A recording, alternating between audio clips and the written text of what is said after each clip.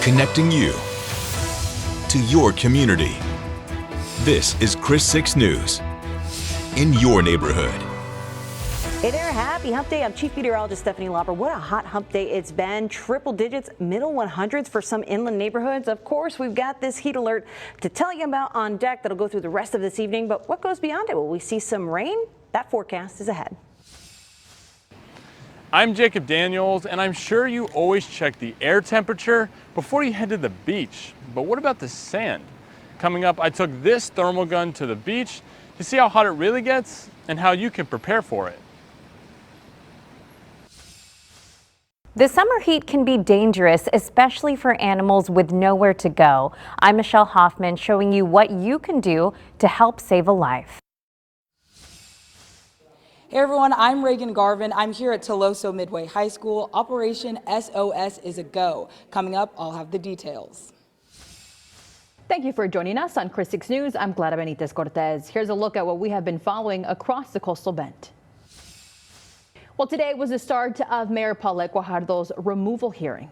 A petition signed by 6 residents accuses Guajardo of misconduct relating to $2 million in tax incentives awarded to a downtown hotel development. One of the residents from the petition, Rachel Caballero, sat next to the petitioner's attorney, Doug Allison. On the other side was Guajardo with her attorney, John Flood. Council members Everett Roy and Roland Barrera recused themselves from the hearing. But 6 other council members are presiding over the trial, along with Terry Shamsi, who is legal counsel. Arju Bishop is following the story. He'll have more details tonight and tomorrow.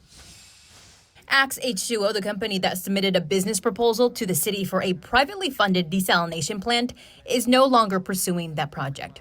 As we reported on June 1st, Axe H2O submitted a proposal to build a desal facility that would produce up to 150 million gallons of desalinated water per day. Axe H2O planned to use the Barney Davis power plant as a site for the desal facility. That's where problems began for Axe H2O. That property is owned by CPS Energy. Just over a week after Axe H2O made its proposal, City Manager Peter Zanoni said CPS Energy wanted to negotiate exclusively with the city. In a statement obtained by Chris 6 News, the company says the emergency conditions that compelled their action no longer exist. The statement goes on to say that following extensive technical research, community engagement, and evaluation of the current market landscape, Axe H2O has made its decision to discontinue its pursuit of this project. They add that the conditions necessary for their business model do not exist in the current Corpus Christi environment. Hey there, I'm Chief Meteorologist Stephanie Lauber. You don't need to be a meteorologist to know it is very hot today. Today, coming out to be the hottest day of the year in 2026. I said that earlier this week because each day we've been pushing that envelope.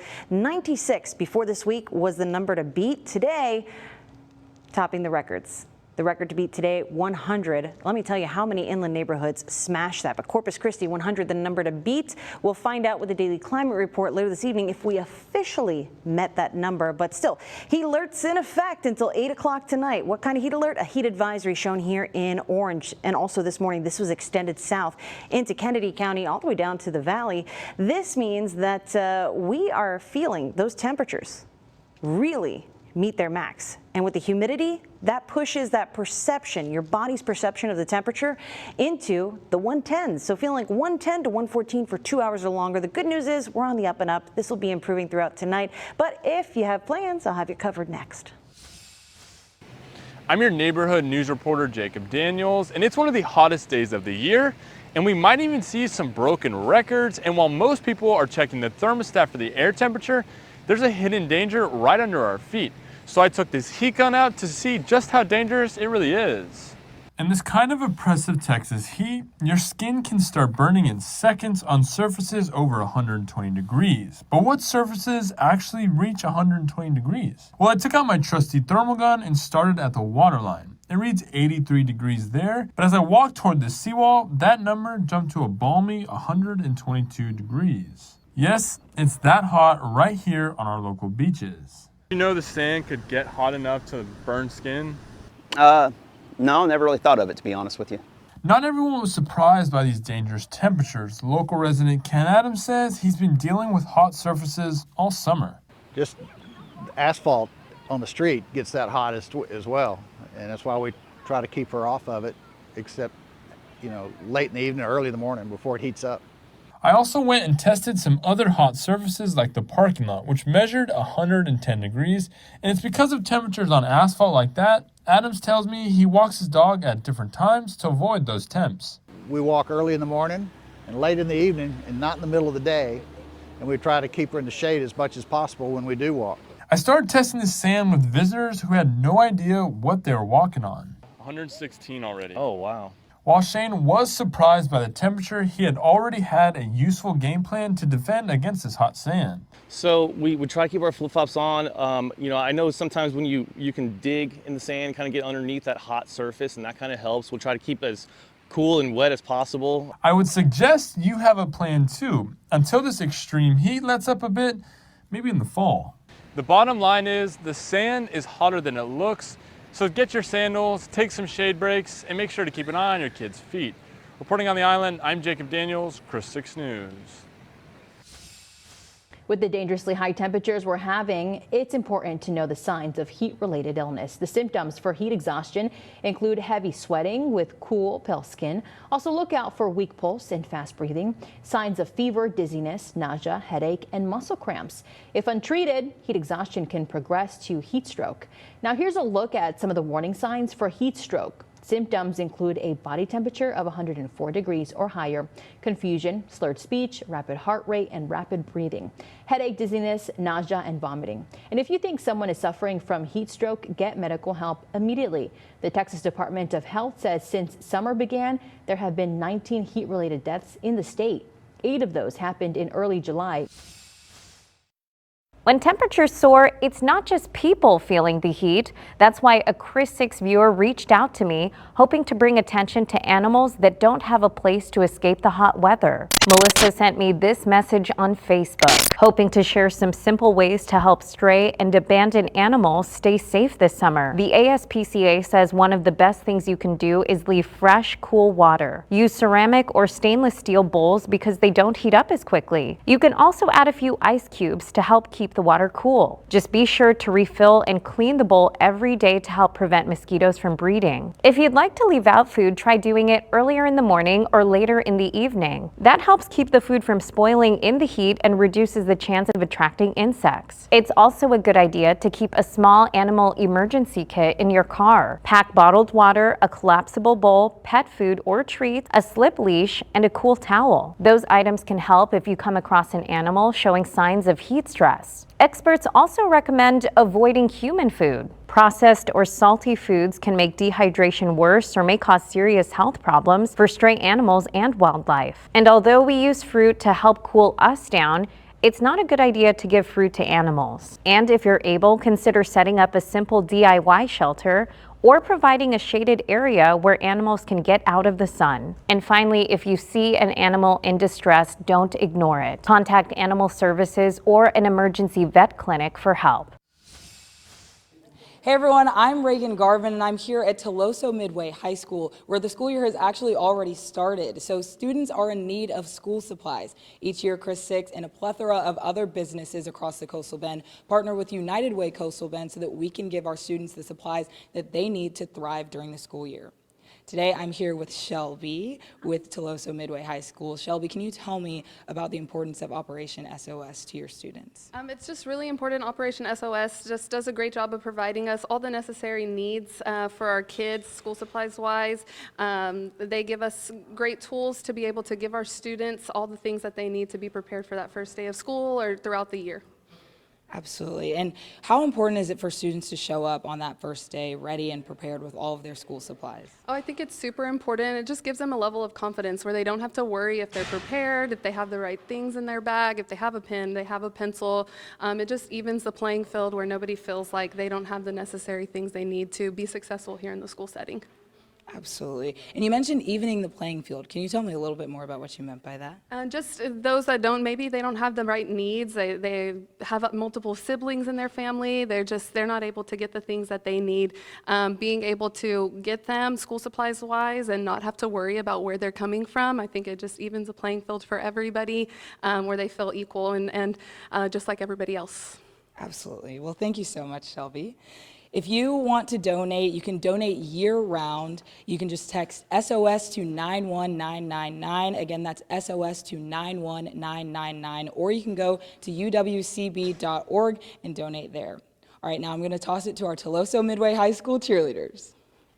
Let's go, Warriors, let's go! Let's go, Warriors, let's go! Have fun! Let's go, Warriors, let's go! Let's go, Warriors! Pet owners in 7 coastal Bend counties can now get low-cost spay and neuter services. A new grant drops the price to $35 for dogs and $25 for cats. The fee covers the surgery along with a rabies vaccine and flea prevention. It includes pain medicine and an e-collar. Funding is limited and requires a $25 deposit. You can check if you can qualify and book an appointment at ccpaac.org. Watching Chris 6, a part of the Scripps News Group. Hundreds of local child care teachers are gearing up for a big event designed just for them. Workforce Solutions Coastal Bend is hosting its annual Back to School Teachers Fair this Saturday. More than 700 educators are expected to attend at the Hilliard Center in Corpus Christi. Now, this event offers professional development, networking, and free classroom resources. Teachers can also learn about a program to earn their child development credentials at no cost. The fair kicks off Saturday morning at 8. As temperatures continue to climb, we want to remind you about a free resource to help stay cool.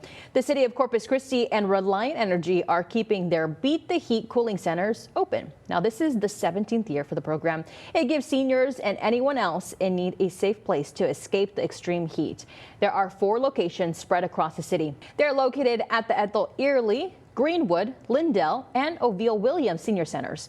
The program also offers financial help. If you are struggling to pay your electricity bill, you can call 211 for assistance. You can find the exact address and hours for the cooling centers online at reliant.com/beattheheat. And as part of the Beat the Heat program, you can also get a free fan while supplies last. The curbside fan giveaway will take place this Saturday, July 25th. It runs from 10:30 a.m. to 12:30 p.m.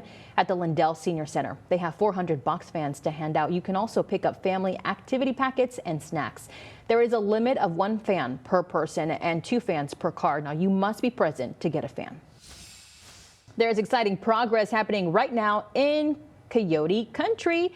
Construction on the new Alice Memorial Stadium is moving forward. New photos show the home stands are finally taking shape. Crews have also finished concrete work in several sections of the facility.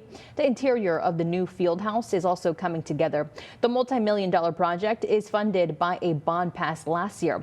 It will eventually feature 6,000 seats for fans. SpaceX is looking to expand its footprint in Texas with a massive new project. The company is planning to build at least 1 large-scale data center in the state.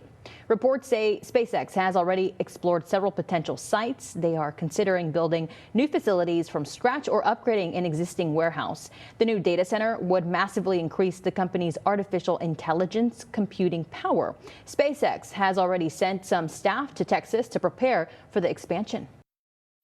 Three Rivers ISD is looking for new ways to fund its after-school programs. The district recently lost its funding from the federal ACE grant. Schools must reapply for that money every 5 years. Three Rivers was not chosen during this latest round of funding. Superintendent Les Dragon released a statement to parents. He said, quote, although the ACE grant was not awarded, the district is working to explore other possible avenues and partnerships that may help support after-school needs. The district promises to keep families updated as new opportunities become available. Chick-fil-A is warning customers about a cyber attack on its loyalty program. The fast food chain says hackers accessed some of Chick-fil-A's One accounts last month. The hackers used emails and passwords stolen from a third-party source. Exposed information may include names, emails, and gift card balances. The hackers may have also seen the last 4 digits of some payment cards. Chick-fil-A logged out affected customers and removed store payment methods. The company is now urging users to reset their passwords.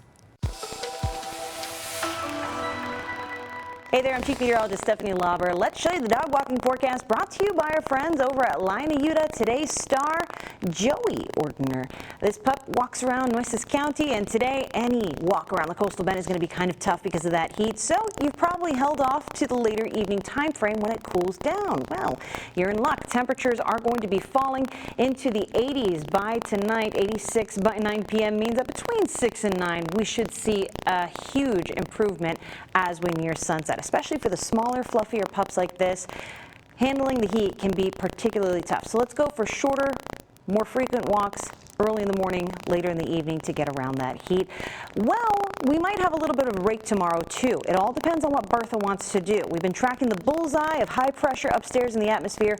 That's going to hang around, but it's also influencing Bertha's path depending on how the storm's intensity fares and the exact wiggle wobble along the northern Gulf Coast. That is going to determine whether this blob of rain heads to the coastal bend, and that high pressure is likely going to tear apart a lot of that. So there's a lot of fine details that will mean big changes in what we see. But I can show you this much. Heading into the overnight, we're likely to see the return of fog for tomorrow morning. 5 a.m. could be a bit patchy dense fog, we'll call it, for that morning commute, but it's going to be warm out there very soon after sunrise.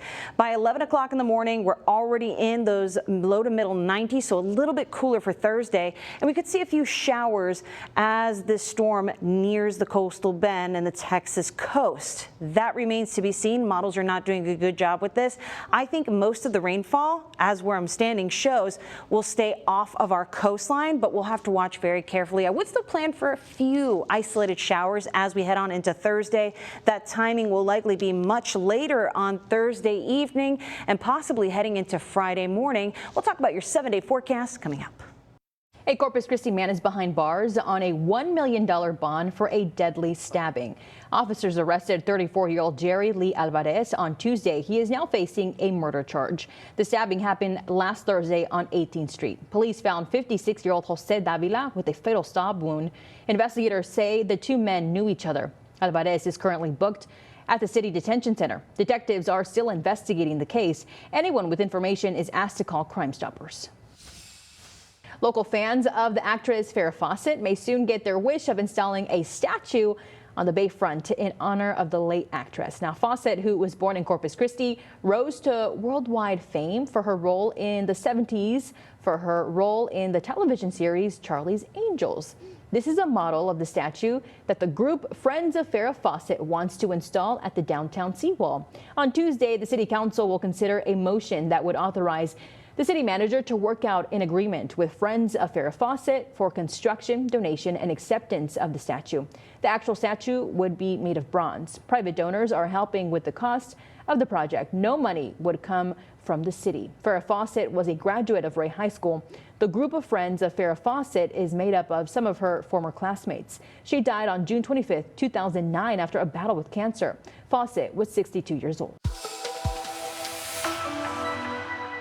Hey there, I'm Chief Meteorologist Stephanie Lauber. We're tracking the exact movement of Bertha, and while we hope it'll bring us a few showers, that's going to be a very, very tricky forecast depending on the exact movement of Bertha's trek along the Gulf Coast and its intensity. A weaker storm would likely get closer to the coastal bend, and some of that rain could be stuck offshore if it gets very weak. But how about the wave action? Well, it doesn't look like we'll see a whole lot, but Thursday would be the day to watch. Significant wave height accounts for the highest third of waves. So as we head on into Thursday evening around sunset, that looks to be the peak of our waves there, and that could be close to 6 feet. We'll watch for, again, the exact movement, track, and intensity of Bertha will determine the wave action, but it's still not looking to be too disruptive there. So let's take a look at the extended forecast. Your Chris 6 Neighborhood Weather Network is tracking the heat out there. We'll call it a few isolated showers, maybe a rumble of thunder for tomorrow, taking us to the middle 90s, at 90s all week. And that's all the time we have for tonight. Thank you so much for watching. Have a great one.